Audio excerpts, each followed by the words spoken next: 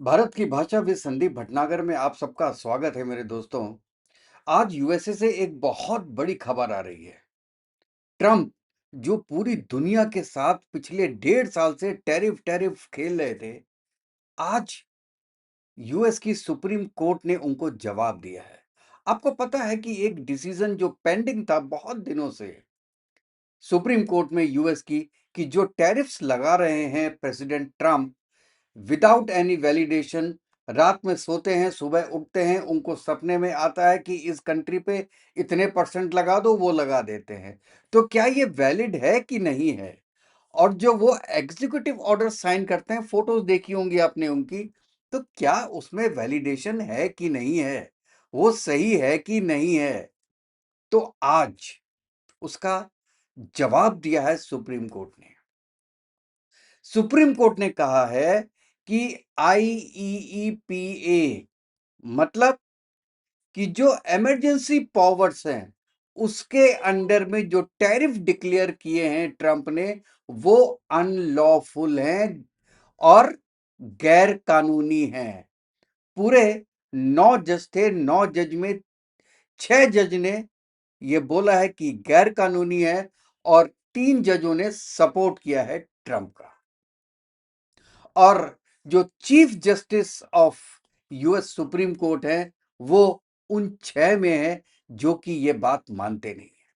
देखिए, अभी अभी ये जजमेंट आया है और वो करीब 170 पेजों का जजमेंट है, तो उसको पढ़ने में, उसका निष्कर्ष निकालने में टाइम तो लगेगा। लेकिन हम ये बता रहे हैं आपको कि जो जितना इंफॉर्मेशन है हमारे पास, उसके हिसाब से आगे क्या होने वाला है। क्या ट्रंप उसको सस्टेन कर पाएंगे, या ट्रंप को जितना भी अमाउंट उन्होंने डिफरेंट कंट्रीज से टैक्स के फॉर्म में लिया है वो उनको रिटर्न करना पड़ेगा? आज इसके बारे में डिस्कस करते हैं। तो सबसे पहले कि क्या टैरिफ रिटर्न करना पड़ेगा जो उन्होंने कमाया है, कितना? $200 बिलियन। तो हां, अगर सुप्रीम कोर्ट का ऑर्डर यथायथित रहता है अगले 2 महीनों तक, तो ट्रंप को, या मैं कहूं यूएसए की ट्रेजरी को, अमाउंट वापस करना पड़ेगा रेस्पेक्टिव कंट्रीज को, जो अमाउंट उन्होंने अगेंस्ट टैक्स लिया है। अब इसमें यह होगा कि जिन जिन कंपनियों ने ट्रांजैक्शंस किए हैं यूएस के साथ, वो अपना फाइल करेंगी उसके अंदर रिवर्सल रिवर्सल फाइल करके, और फिर उनको वो अमाउंट दिया जाएगा अनलेस एंटिल ये गवर्नमेंट की जो सुप्रीम कोर्ट है यूएस की, वो उसको अप्रूव करती है। देखिए, जो अभी डिसीजन हुआ है वो थोड़ा सा वेग है इसके मामले में, वो डायरेक्ट नहीं बोलता है कि ये अमाउंट कितना वापस किया जाएगा कि नहीं किया जाएगा, और अगर नहीं किया जाएगा तो वो क्या जो आगे की सप्लाईज हैं उसमें एडजस्ट किया जाएगा? क्योंकि एक बार अमाउंट गैर कानूनी हो गया, इसका मतलब है कि USA has to return it. अब वो किस फॉर्म में रिटर्न करते हैं, ये देखने वाली बात है दोस्तों।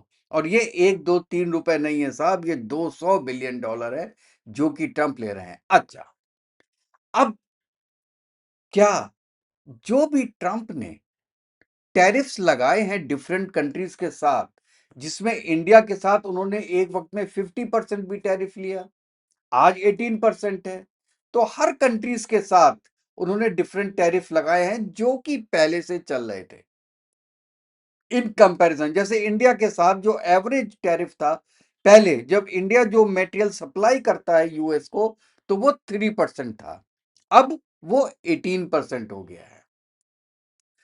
एवरेज लगाएंगे अगर उसका, तो इट वुड बी अराउंड 9%। तो मैं ये कहना चाहता हूं कि 3% का 9% हो गया।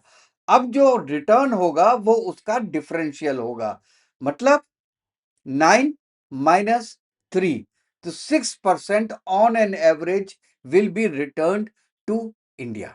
वो किस फॉर्म में होगा मैंने बताया, that has to be discussed. लेकिन हाँ, जितनी भी कंट्रीज हैं, अगर सुप्रीम कोर्ट का ये डिसीजन स्टैंड करता है तो क्या होगा कि everything has to be return, और किस फॉर्म में होगा ये सुप्रीम कोर्ट डिसाइड करेगी।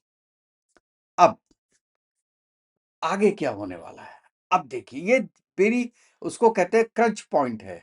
इंपॉर्टेंट पॉइंट सबसे ज्यादा ये है कि अब आगे होने क्या वाला है। आपको याद होगा कि इनके एक रिप्रेजेंटेटिव हैं, उनका नाम है लिंडसे ग्रैहम। लिंडसे ग्रैहम ने ऑलरेडी एक याचिका दायर की हुई है जिसमें ये कहा गया है कि जितने भी टैरिफ्स ट्रंप ने या यूएस की ट्रेजरी ने लगाए हैं वो वैलिड हैं। अब वो क्या करेंगे, जो टैरिफ लगाए हैं उनको वैलिडेशन कराएंगे सेनेट से और हाउस से। और अगर हाउस और सेनेट दोनों में ये बिल पास हो जाता है तो वो लॉ बन जाता है। या एक तो तरीका यह है। दूसरा दूसरा ट्रंप आज एक और एग्जीक्यूटिव ऑर्डर दागेंगे और कहेंगे कि जो जो मैंने टैरिफ लगाए हैं वो सही हैं, और वो उसी रेट में दूसरी जो कंट्रीज हैं उनके साथ उसी रेट में ट्रेड किए जाएंगे। अब आप कहेंगे कि यार सुप्रीम कोर्ट ने जब ऑर्डर दे दिया उसके बाद एग्जीक्यूटिव ऑर्डर कैसे निकाल सकता है प्रेसिडेंट? यस, प्रेसिडेंट निकाल सकता है एग्जीक्यूटिव ऑर्डर, लेकिन एक टर्म है उसके अंदर कि वो executive order will be valid only for 6 months। इसका मतलब है कि सबसे पहले ट्रंप क्या करेंगे, एक एग्जीक्यूटिव ऑर्डर निकालेंगे, 6 महीने के लिए उसको सील कर देंगे कि यस 6 महीने के लिए सेम टैरिफ रहेंगे। इसका मतलब जितना टैरिफ जिस कंट्री पे लग रहा है वो उतना ही रहेगा। उस within 6 months he will try to take the approval from Senate and from House. ठीक है, और उसमें चांसेस हैं क्योंकि आज की डेट में जो ट्रंप की रिपब्लिकन पार्टी है उसकी वो जीत सकते हैं और वो जीत जाएंगे, उनकी मेजॉरिटी है। हाँ, अगर ये लिंगर ऑन होता है नवंबर तक किसी भी फॉर्म में, उसके बाद रिपब्लिकन्स की मेजॉरिटी नहीं रह जाएगी और ये बड़े बड़े जो दिग्गज हैं वो ये बात बोल रहे हैं।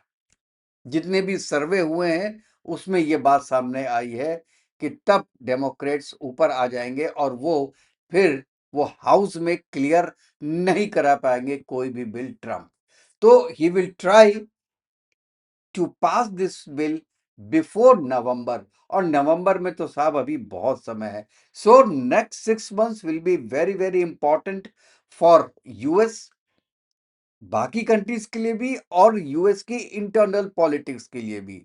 तो लेट अस सी, और जैसे उसके बारे में कोई डिटेल आती है I will come to you back और with all details, point wise point या all important points we will discuss with it, because it has 170 pages.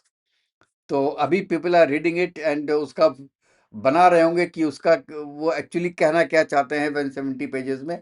अब उन्होंने शायद ये भी तो नहीं लिख दिया उसके अंदर कि he can't issue any order. We don't know as of yet. जैसे ही होता है हम आपके पास आते हैं, फिर नेक्स्ट वीडियो में मिलते हैं दोस्तों। और आप अपने कमेंट्स में जरूर बताइएगा कि आप इसो ट्रंप की हार मानते हैं। हार तो है, लेकिन कितनी हार मानते हैं ट्रंप की, क्योंकि ट्रंप ये फिर आ जाएगा लाइन पे जो मैंने 2 पॉइंट्स बताए हैं उसके बाद। और क्या उसके बाद क्या सुप्रीम कोर्ट चुप बैठेगा? क्योंकि एक तरीके से सुप्रीम कोर्ट हारा हुआ होगा। एक इलीगल इलीगल टैरिफ जो उसने पूरे वर्ल्ड में फैलाया हुआ है, सुप्रीम कोर्ट कुछ भी नहीं कर पाई, कुछ भी नहीं कर पाई डोनाल्ड ट्रंप का। ऐसा लगेगा कि एक इंडिविजुअल आदमी जीत गया और पूरी यूएस की सुप्रीम कोर्ट हार गई। आपकी अपनी राय दोस्तों इसके बारे में बताइएगा। नेक्स्ट वीडियो में मिलते हैं, तब तक के लिए जय हिंद, जय भारत। वंदे मातरम। खुश रहिएगा, स्वस्थ रहिएगा दोस्तों।